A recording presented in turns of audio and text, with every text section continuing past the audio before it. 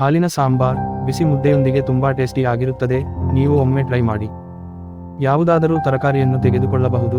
ನಾವು ತೊಗರಿಕಾಳು ಮತ್ತು ಸೋರೆಕಾಯಿಯನ್ನು ತೆಗೆದುಕೊಂಡಿದ್ದೇವೆ. ಸ್ವಲ್ಪ ಅಕ್ಕಿಯನ್ನು ನೆನೆಸಿಟ್ಟುಕೊಳ್ಳಬೇಕು. ಮೆಣಸಿನಕಾಯಿ 8, ಬೆಳ್ಳುಳ್ಳಿ 1 8 ಎಸಳು, ಕೊಬ್ಬರಿ ತುರಿ ಸ್ವಲ್ಪ, ಮೆಣಸು 4. ಎಲ್ಲವನ್ನೂ ಸೇರಿಸಿಕೊಂಡು ರುಬ್ಬಿಕೊಳ್ಳಬೇಕು.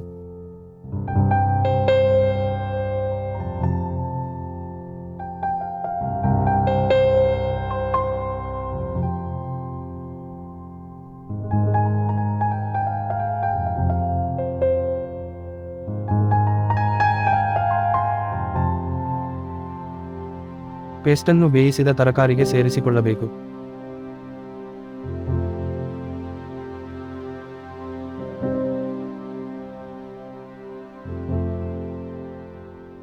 ಈಗ ಹಾಲನ್ನು ಸೇರಿಸಿ, ರುಚಿಗೆ ತಕ್ಕಷ್ಟು ಉಪ್ಪನ್ನು ಸೇರಿಸಿ, ಸಾಂಬಾರನ್ನು ಕುದಿಸಿಕೊಳ್ಳಬೇಕು.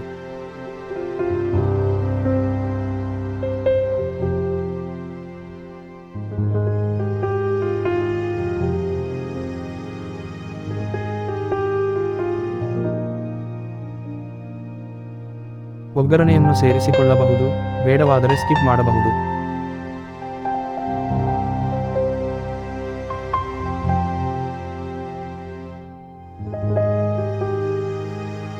ಈಗ ಹಾಲಿನ ಸಾಂಬಾರನ್ನು ಮುದ್ದೆ ಅನ್ನದೊಂದಿಗೆ ಸರ್ವ್ ಮಾಡಿ.